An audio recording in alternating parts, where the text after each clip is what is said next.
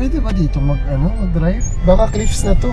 Guys, itutour ko kayo sa aming home for the next, home for the next 2 nights. Dito sa Newry, Northern Ireland.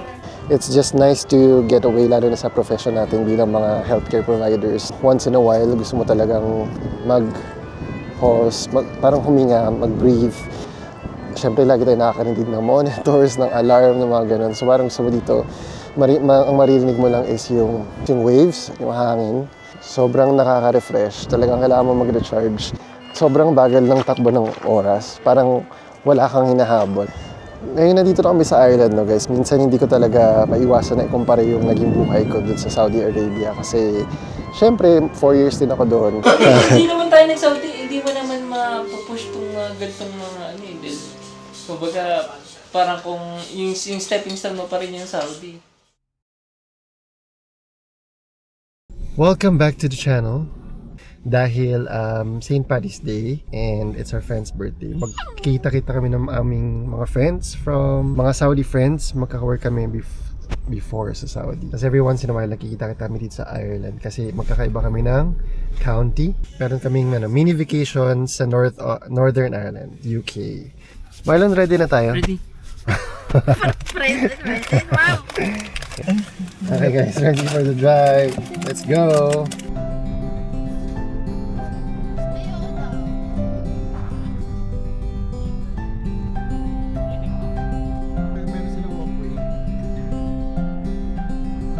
Okay guys, nandito na kami sa UK. Merong ship dad. Nandito kami sa may gas station maglalagay ng air sa tires and bibili ng coffee. Naligo-ligo pa kami. Malapit na kami sa Airbnb. Natatawa ko kay Marlon, sabi niya sa tindera. Sabi niya, do you have a Scotch egg? Tapos sabi nung sales lady, sorry? Wala dito, Euros 5. Sabi niya, Scotch egg? Sabi ni Marlon, Scotch or Scotch? I don't know. Sabi ni mga, do you have a picture? Oh, I don't know, Scotch or Scotch. Tatawasan ko, ano sasabi mo, Marlon? Kasi yung parang scratch egg, edi parang nagkamot lang ng itlog mo. Sabi niya, Scratch egg. Pero ano ba yun? Hindi ko alam eh. Scratch egg, nagkamot ka ng itlog. Nakabalot sa... So, ayan guys, nandito na kami sa may parang, Lalim. pwede ba dito mag-drive? Sige pa. Oo, kasi Hindi yun. ba, Ito pa siya sa dulo, boy. Tignan mo lang hindi naman. ba ako meron pa ba dito? May clip. Baka cliffs na to. Dalahanin mo lang. Daan Ay, siya. parang Oh. wala na. Daan. Parang Baba ka kaya, Marlon? Babaeng ko muna. tingnan mo muna, Marlon, kasi Videohan ko muna. parang nakakatakot mag-drive naman dito. Paano ba to? Papadiretso ka. Hindi ko na alam, baka mamaya dire-diretso na to sa dagat. Andun guys yung namin, yung cottage namin. Medyo andun madulo pa. So tingnan mo natin kung pwede mag-drive. Pwede raw. Wala namang kasalubong. Marlon, baka maano ka dyan, Marlon.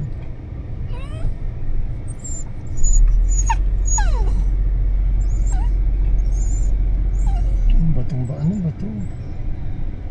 Galit ka na. Proceed with caution. Diretso pa daw sa dagat. Hey, we are here. Guys, nandito na tayo sa ating home for the aged. Nice. So dito tayo. Nice. Harvard Cottage. Ay, ang ganda. Guys, nandito na kami sa may Airbnb. Ang ganda dito. Ang ganda, mo, bundok. Wow. Nice. Come on, let's go, Charlie. Oops. Ala ka, sige, Charlie. Anak ko. So guys, itutour ko kayo sa aming home for the next, home for the next 2 nights. Dito sa Newry, Northern Ireland. Nice, ang cozy. Ang ganda dito. Super light. It's nice here, oh. Wow! Ay, sakto yung natin dito. Ang ganda. Tapos hindi pala ito. Grabe, ang daming light. Ang daming Ang liwanag. May bagong linis. Okay, punta tayo sa may... What's this? Ah, ito yung mga rooms. Ang cute ang room. Merong toilet dito. Shower. Ang cute ang room. Ilan bang rooms dito? Oh, ang ganda nito. Wow. Wow, ang ganda ng view. Saan kayo? Ay, dito yung parang nilagay yung cots. Ano to, pang pamilya? Dito Tanggalin mo na yung kot. Charot. Siniswerte yung mag-ama, yung mag-anak. Lagyan mo dito yung Dito yung kot. Nandito yung kot. Kasi ganda ng view. Total, wala pa naman sila. Ito, sakto na Hindi yan. natin sa taas. 4 rooms. Ah, pang... Kit. Parang pinagkumban yung balance scaling tsaka yung... Hindi, kita mo na yun. Kenny. Okay, Charlie. Higaan ni Charlie. Ah, dito na lang kami. Tignan mo. Oh. Dito na lang tayo kasi doon single. May kot dito. Dito natin lagay yung coat para kala JK. Yung kot. Ayan guys, nag-unpack na sila ng mga gamit for dinner. Ah, di lang pala. Yun naman pala to, Han? Tapos may dala kami mga dilata, may magluluto kami dito. So nag-decide na lang kami ng ano, ng mga ng harina. distribution ng room. Yung pinakamalaking Ba room. naman ang harina? Kasi meron kaming friends na ano, family dito sila magro-room. Ayan. Dito sila as family kasi meron silang dalawang bata. Ganda ng view nila oh. Pagbukas mo ng ano, sunrise ito. Wow. Tapos may upuan dito. Ang ganda. Ay, sobrang cozy. Ang dalawang couple na kasama namin, dito sila. So kami na dun sa taas kasi yung taas ay... Pero isa lang ang banyo, ano? Isa lang yung banyo. Yun lang ang ano, catch. Ayan yung bed ni Charlie, dun siya mahiga. Go to bed. Go to bed. Go. Go to bed. Good boy. Down. Good boy. You're so good. Good boy. Pwede lang ito isara. Pero itong mismo. Ah, nabubuksan siya. Ah, look. Look at the view dito sa taas. Wow. Ang ganda. Ang ganda dito guys. I would highly, recommend this place. Ang ganda. Welcome, Cafe Family. Hi ka. Ito ba yung ano? Yan na sila. Ba't hindi kayo naligaw? Nagulat siya, saan kami liliko? Kaliwa kanan.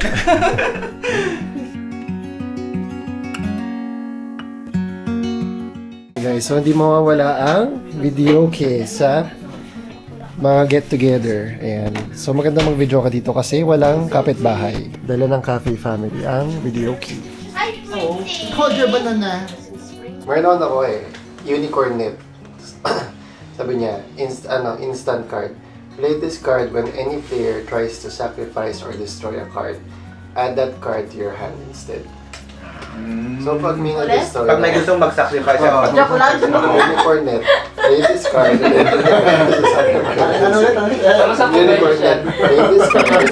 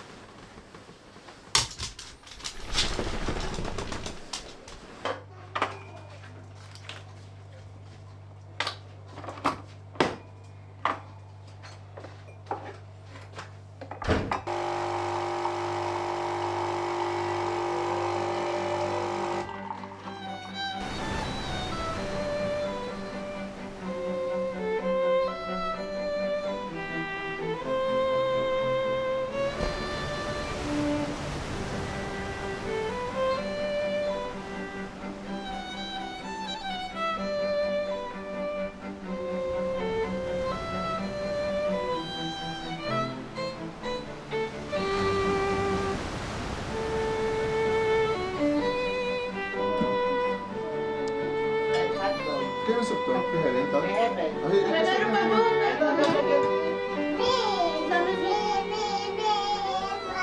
Ay, sleepy na? Hello guys, good morning. We are here in sa Northern Ireland, no? Kagaya nga nasabi ko kahapon, nandito kami to get together yung mga friends ko na galing Saudi.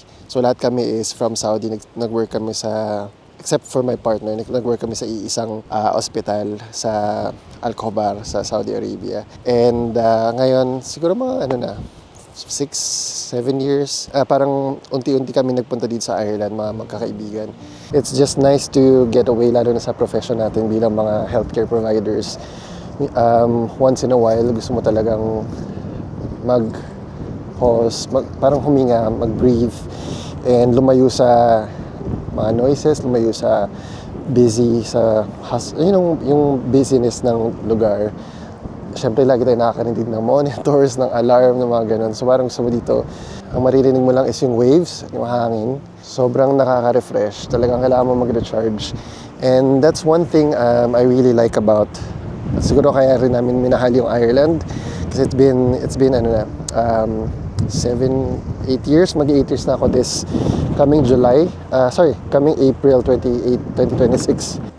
One thing na na-realize namin guys, no, kaya kami nagre-rent ng mga gantong klaseng lugar kapag mag-get together kami magkakaibigan is ang bagal ng oras, ang bagal ng takbo ng panahon. Parang wala kang hinahabol, wala kang mga iniisip na deadline, or wala kang naririnig kundi yung sounds of nature, and wala kang nakikitang masyadong distraction. Tapos walang masyadong pressure na gumawa ng kahit ano. Alam mo yung pagkagising mo, wala kang inintindi na gagawin ko to, I need to do this and that. Talagang breathe lang. So mo lang huminga, and that's really important, no, kapag nagtatrabaho ka sa malayong lugar. You just need some peace and quiet every now and again. You just do whatever you feel like doing. Ngayon nandito na kami sa Ireland, no guys. Minsan hindi ko talaga maiwasan na ikumpara yung naging buhay ko dun sa Saudi Arabia kasi syempre 4 years din ako doon. Don't get me wrong, kasi syempre iba rin naman yung naging buhay ko sa Saudi Arabia. And life in Saudi is parang hindi siya good or bad. It depends lang sa tao na nakaka-experience doon. Pero nung nandun kasi kami, what I've experienced is parang more on sa work lang talaga. More on lagi kami nasa trabaho or nasa mall or something like that. Bihira kami makalabas ng kagaya nito, or hindi bihira, never ko na-experience, no, sa in my personal opinion, never ko na-experience yung nag-getaway kami with friends, lumabas kami, nag-road trip kami somewhere. Parang dito kasi iba yung life, iba yung phase ng life, parang slower phase of life. Yes, busy rin sa work and all that.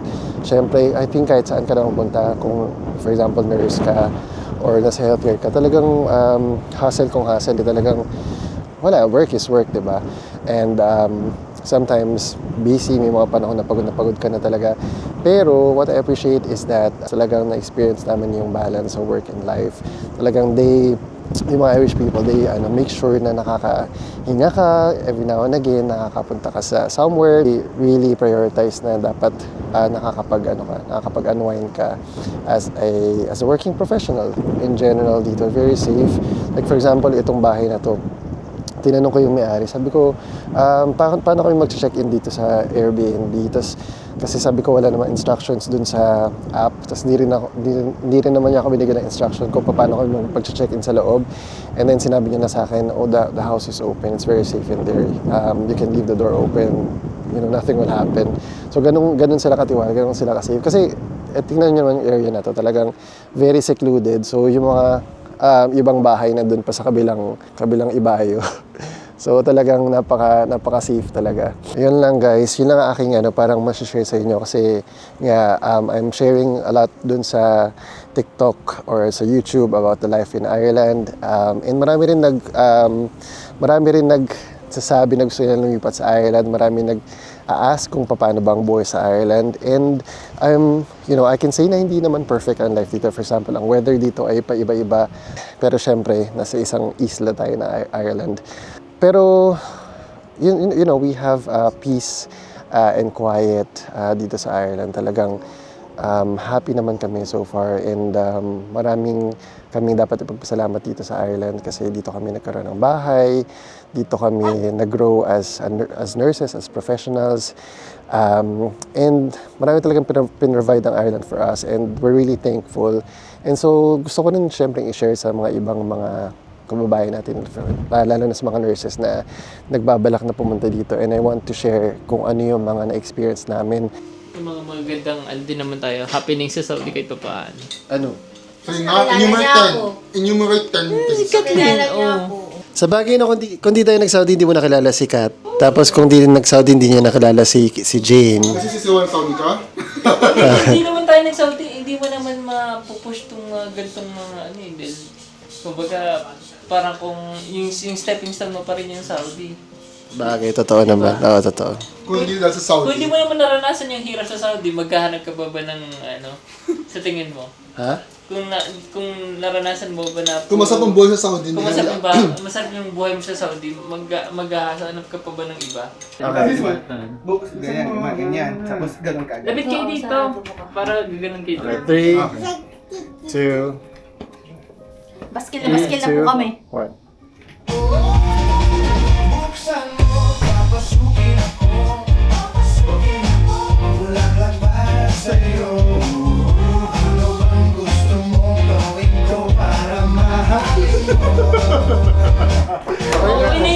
Papauwi na kami babalik na kami ng Dublin and Limerick. Ano masasabi mo dito sa Marlon? Sa stay natin dito sa... Sulit ba? Masaya naman. Happy ka? Happy Ikaw? Anong sabi mo? Thanks, Paula. Si Paula, the owner of the Airbnb. The birthday boy.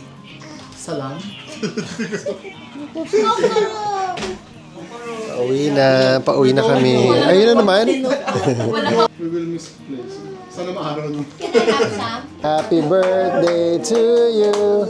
Happy birthday, happy birthday. Happy birthday to you.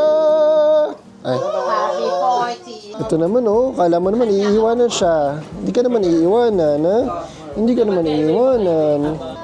Bye-bye, bye-bye. Sira doon. Bye. Kasha? Lovely.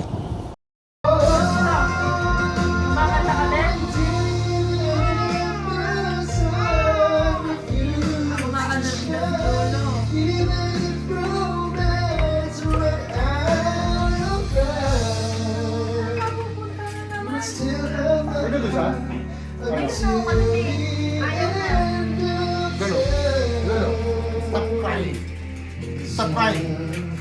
Hindi ko ba? Ha? Hindi ko ba? Say heaven. Masunod.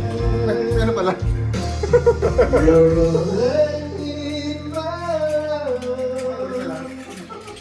Hindi ko sinats. Hindi ko sinats.